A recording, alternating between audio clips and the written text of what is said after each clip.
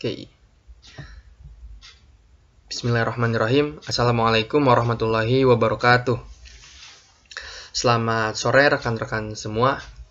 Perkenalkan, saya Azmi. Pada kesempatan kali ini saya akan melakukan studi kasus mengenai smart home. Nah, apa itu smart home?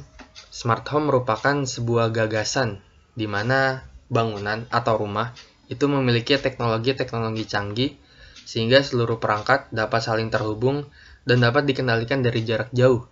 Misalnya menghidupkan lampu menggunakan smartphone, kemudian menghidupkan AC yang meskipun udah ada remote, ya cuman dengan smart home ini bisa saling terintegrasi dengan adanya sistem gitu.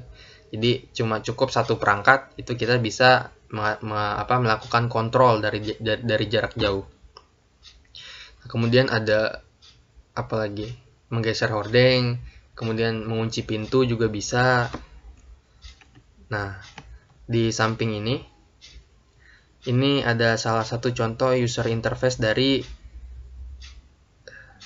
smart home ya, aplikasi smart home. Nah, di sini ada bedroom, dining room. Nah, berarti fitur-fitur atau tombol-tombol yang ada di sini khusus untuk bedroom.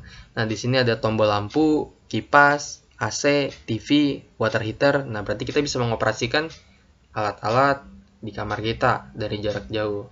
Nah, terus di sini juga ada 15 kW use, berarti pemakaian listrik untuk bedroom. Nah, dengan adanya smart home ini kelebihannya kita bisa melakukan kontrol daya, penghematan daya yang terkontrol gitu. Nah, misalkan kadang-kadang kita nih sekeluarga kalau misalkan liburan, misalkan 2 malam 3 hari.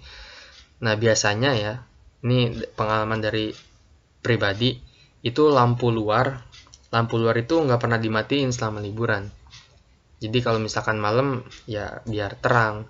Nah, tapi kalau pagi, misal mulai dari jam 7 sampai jam 5 sore, nah itu kan matahari udah timbul. Nah, seharusnya kan lampu itu mati kan. Cuman karena nggak ada orang, jadi ya mau nggak mau harus tetap hidup. Itu nggak mungkin kita minta tolong tetangga masuk dalam rumah cuma buat matiin lampu selama 3 hari kan. Nah, dengan adanya smart home ini, itu kita bisa melakukan penghematan daya yang terkontrol gitu. Nah, di sini ada fitur-fiturnya. Nah, pada studi kasus smart home ini saya akan mengambil project dari Codepolitan. Nah, yaitu projectnya itu mengoperasikan lampu via internet dari Codepolitan. Nah, perangkatnya apa aja yang dibutuhkan? Pertama ada Wemos D1 Mini relay modul. Nah, Wemos itu yang ini. Ini kabel pink. Nah, ini yang biru ini nih. Nah, ini Wemos D1 Mini. Kemudian relay modul yang ini nih. Relay modul. Kemudian ada breadboard. Breadboard ini tempatnya Wemos. Kemudian ada kabel jumper. Ini nih antara relay dengan modul. Nah, ini disebut dengan kabel jumper. Kemudian ada set lampu dan internet. Nah, tahapan pengerjaannya pertama menyiapkan script atau kode ya. Kemudian ini proses rangkai alatnya, hubungkan 5 volt pada Wemos ke VCC relay, dan grounding ke grounding, dan pin 1 pada Wemos D1 ke pin input signal pada relay. Nah, kemudian yang tahap ketiga, membuat project di Agnostinx untuk mendapatkan URL API. Nah, Agnostinx ini membuat project di Agnostinx ini berperan sebagai server. Nah, jadi kita membuat project di Agnostinx nanti akan mendapatkan URL API. Nah, URL API-nya ini akan mengarah ke Wemos yang ada di rumah kita. Gitu. Jadi nanti alurnya itu, misalkan kita lagi di luar rumah nih, misalkan pakai internet GSM handphone kita, data smartphone tuh. Nah, itu misalkan kita ngirim instruksi, nah itu larinya ke server di Agnostinx dulu. Agnostinx. Nah, baru nanti data instruksi dari Agnostinx yang dikirim dari handphone sebelumnya akan dikirim melalui URL. Nah, URL yang mengarah ke perangkat di rumah kita. Nah gitu, jadi agnosting ini semacam servernya, dan URL API ini yang mengarah ke Wemos di rumah itu sebagai klien, kayak gitu. Nah, kemudian setelah kita mendapatkan URL API-nya, langkah tahap keempat itu menuliskan skrip ESP8266 ke Wemos agar terhubung dengan server API di agnosting. Nah, di sini juga untuk agar Wemos ini terkoneksikan ke internet ya, jadi bisa terhubung ke agnosting. Kemudian tahap kelima, ubah nilai pada URL API untuk menginstruksikan lampu hidup atau mati. Dalam case ini, 1 artinya hidup, sedangkan 0 mati. Nah, kemudian tes hidup dengan kode value 1 itu hidup berarti, sedangkan tes lampu padam atau mati itu nilainya 0. Nah, pengujian. Nah, di handphone ini nih, ini kan ada URL nih 505680. Nah, ini didapatkan dari membuat project di agnosting tadi. Nah, Nah, setelah kita membuat project di agnosting, pokoknya nanti tahap-tahapnya akan ada di description box bagaimana cara membuatnya. Saya akan kirimkan link blognya. Nah, nanti itu kita akan mendapatkan URL. Nah, isi value dengan angka 1. Angka satunya ini itu yang di sebelah sini nih, anak panah biru. Nah, apabila kita memasukkan angka 1, berarti itu mengindikasikan lampu hidup. Nah, ini setelah kita enter nih, maka lampu akan hidup. Nah, pengujian yang kedua, value yang 1 tadi itu kita gantikan dengan 0, yang mengindikasikan bahwa 0 itu lampunya padam. Nah, ketika kita enter, maka lampu menjadi padam. Nah, penjelasan yang berkaitan dengan soal UAS. Perangkat apa saja yang digunakan? Pertama, perangkat apa saja yang digunakan? Itu sudah dijelaskan di slide sebelumnya. Itu ada breadboard, ada Wemos D1, ada relay, ada kabel jumper, ada internet. Kemudian ada satu set lampu. Nah, itu perangkatnya. Kemudian yang kedua, rancangan arsitekturnya seperti apa? Nah, rancangan arsitekturnya ini kita bisa mengoperasikan dari network yang berbeda, jaringan yang berbeda. Misalkan kita mau mengoperasikan perangkat kita nih di rumah Tangerang. Nah, kita mau mengoperasikan dari kantor, misalnya di Jakarta kantornya. Nah, itu bisa. Nah, arsitekturnya seperti itu bisa diakses dari luar. Nah, perangkat yang arsitektur pasti berkaitan dengan perangkatnya yang tadi sudah dipaparkan di slide sebelumnya. Kemudian kaitan yang ketiga, bagaimana alur komunikasinya sehingga menjadi sinergi antara signal analog dan data digital. Nah, ini kaitan alur komunikasi dengan smart home ini. Studi kasus smart home.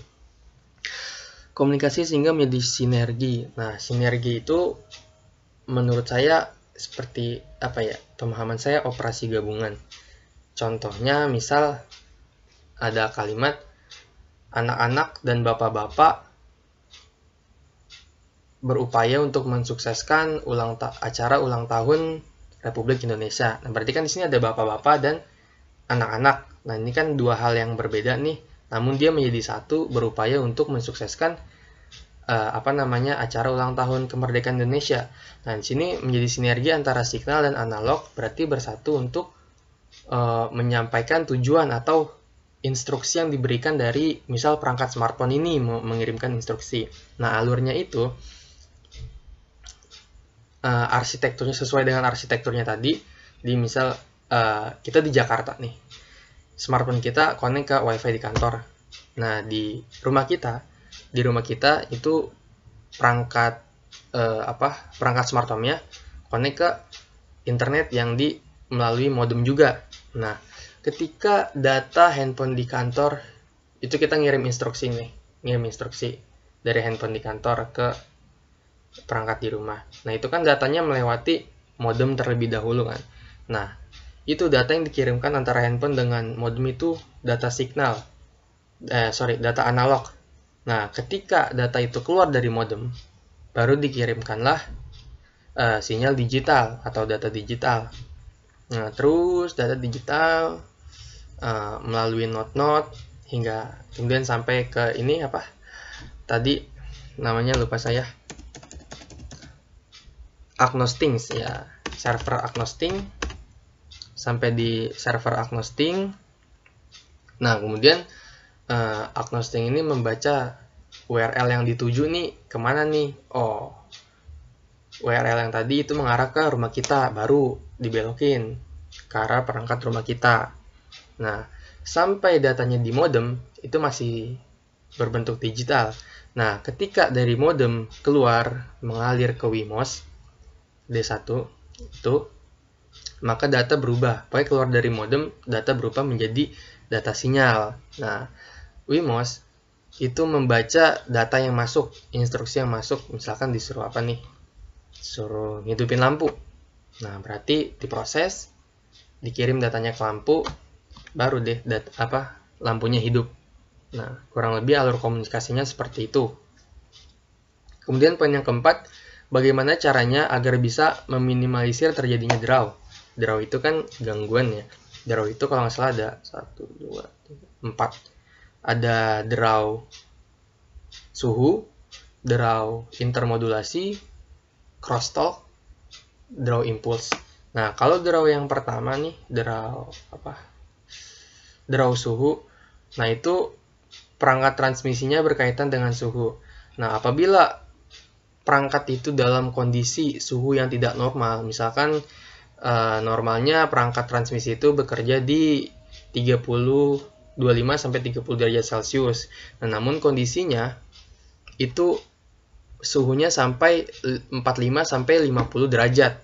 Nah, berarti kan itu udah di luar dari batas normal. Nah, itu akan menjadi terganggu proses data yang ditransmisikan. Maka dari itu kenapa data center, server itu dingin, AC-nya banyak kan. Kenapa ruangannya itu dingin? Nah, salah satunya mungkin untuk mengurangi draw ini, draw suhu. Nah, kemudian ada draw intermodulasi. Jujur saya kurang begitu paham sama draw ini. Mohon bila nanti ada kekurangan bisa ditambah-tambahin atau saya salah penyampaian bisa dikoreksi. Draw intermodulasi ini, jadi ketika ada dua frekuensi yang berbeda dikirimkan dalam satu pentransmisian, jalur transmisi yang sama. Nah, jalur transmisi yang sama melewati perangkat nonlinear. Nah, maka akan menimbulkan sinyal-sinyal liar. Sinyal-sinyal bahasa Inggrisnya kurang paham. Pokoknya sinyal liar yang akan mengganggu proses pentransmisian data. Nah, terus yang ketiga itu ada crosstalk. Nah, crosstalk ini biasanya terjadi karena ada gangguan elektromagnetik, misal kabel UTP nih, twisted pair, itu saling berdekatan. Nah, misalkan yang kabel satu nih ngirim data, lagi nelpon nih, ngirimkan data, misalkan lagi nelpon ya kan, terus yang kabel 2 lagi nelpon juga. Nah, nanti kalau misalkan dia berdekatan kabelnya, nah itu bisa-bisa suara dari A itu bisa kedengeran ke B. Nah, itu crosstalk, menyilang gitu. Jadi informasi yang dikirim tidak sesuai dengan yang diterima. Nah, kaitannya dengan smart home, ya bisa-bisa instruksi yang dikirim dari kita itu berbeda dengan instruksi yang diterima di rumah kita. Sebenarnya draw ini jarang terjadi. Maksudnya kecil kemungkinan terjadi. Cuman ketika setiap perangkat ini mengalami draw crosstalk yang cukup tinggi, ya bisa-bisa kejadian seperti itu. Nah, kemudian yang keempat itu ada draw impulse. Nah, draw impulse ini pulsa-pulsa yang dikirim tidak berurutan. Itu pulsa yang dikirim tidak berurutan. Bisa menyebabkan data yang dikirim tidak sesuai dengan yang diterima. Kayak gitu. Nah, cara mengatasinya itu perangkat transmisi itu harus dijauhkan dari medan listrik. Terus harus ditingkatkan SNR-nya, signal to noise ratio. Berarti rasio antara sinyal dengan noise itu sinyal harus lebih tinggi. Sinyal harus lebih tinggi. Nah, kemudian jarak mempengaruhi terhadap draw impulse ini. Nah, kemudian yang kelima apa kaitannya dengan frekuensi, spektrum, dan bandwidth dengan smart home ini? Nah, frekuensi ini kan panjang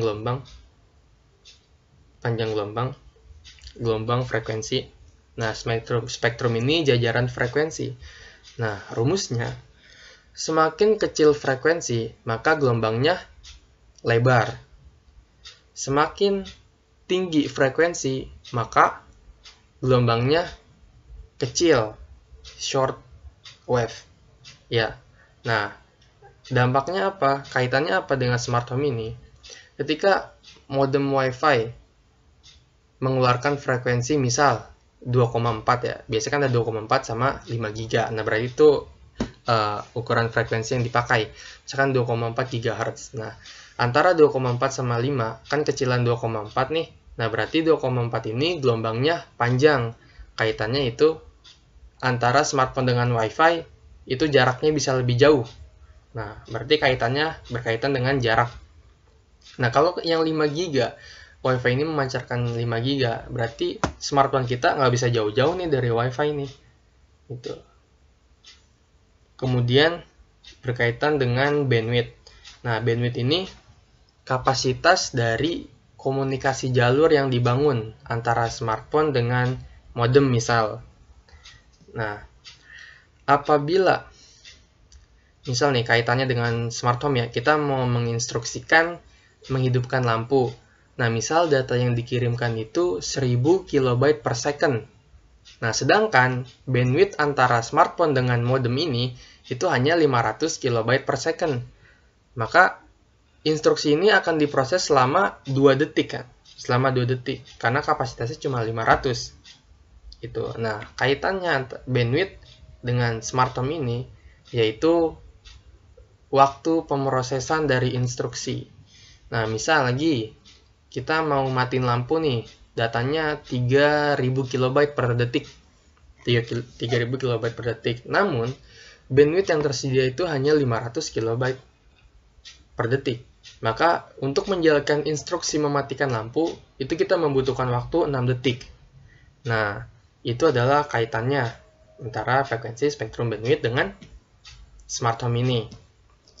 Nah, kemudian saya kira cukup sampai di sini pemaparan studi kasus saya mengenai smart home.